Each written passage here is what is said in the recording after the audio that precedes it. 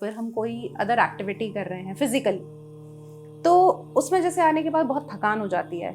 लेकिन हिमालयन क्रिया जो है वो 1.5 या 2 घंटे करने के बाद भी 24 घंटे एकदम से चुस्त दुरुस्त रहा जाता है, मतलब बिल्कुल थकान नहीं होती है। मैं इसलिए पूछ रही हूँ क्योंकि ये मेरा स्वयं का भी अनुभव है। मैंने भी हिमालयन क्रिया को किया है और मैंने जीवन में परिवर्तन देखा है। कहा जाए तो आध्यात्मिक दृष्टि से भी अगर मैं बात करूं और फिजिकली भी मैं बात करूं, तो जैसे ही हम सुबह ये 1.5 या 2 घंटे करते हैं उसके बाद 24 घंटे हमें बिल्कुल थकान नहीं होती और सारे काम हम इतने अच्छे से और बहुत ही कहना चाहिए कि पूरे जोश के साथ करते हैं। तो पलक जी, ये कैसा एक मतलब कहना चाहिए कि ये कैसी चीज़ है या कैसा जादू है, जो मैं जादू ही कहूँगी इसको, कि आप कोई चीज़ कर रहे हैं और उसके बाद आपको थकान नहीं हो रही है।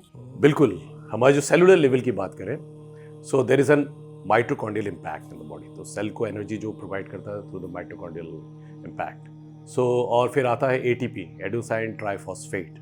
तो ये कैसे बूस्ट होगा खाने पीने से? क्योंकि आप खाना खाइए उसके बाद बोलिए ताकत आ गया।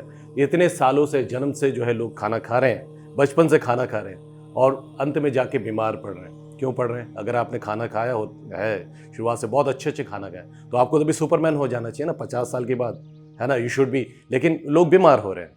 तो कहीं ना कहीं जो ये समझने की बात है कि you have to go to the core, और आपको समझना होगा कि हमारे सेल को एम्पावर करता है ऐसी कौन सी चीज़ है। सो दैट इज़ अ कुंभक, जो ब्रेथ रिटेंशन कहते हैं, या फिर क्रिया, जो हम क्रिया का अभ्यास करते हैं, तो वो हमारे सेल को एम्पावर करेगा इन द एनर्जी फॉर्म।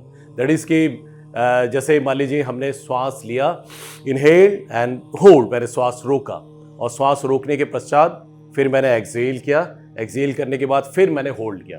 और इससे, इस प्रक्रिया से क्या होगा, there will be shift in the body. आपकी जो सेल्स हैं उसको एम्पावरमेंट मिलेगा, वो एनर्जाइज होंगे। या फिर हमने अपने मर्म बिंदु, जो 108 मर्म बिंदु है बॉडी में, उनको हमने एक्सेस किया पूरी क्रिया के माध्यम से,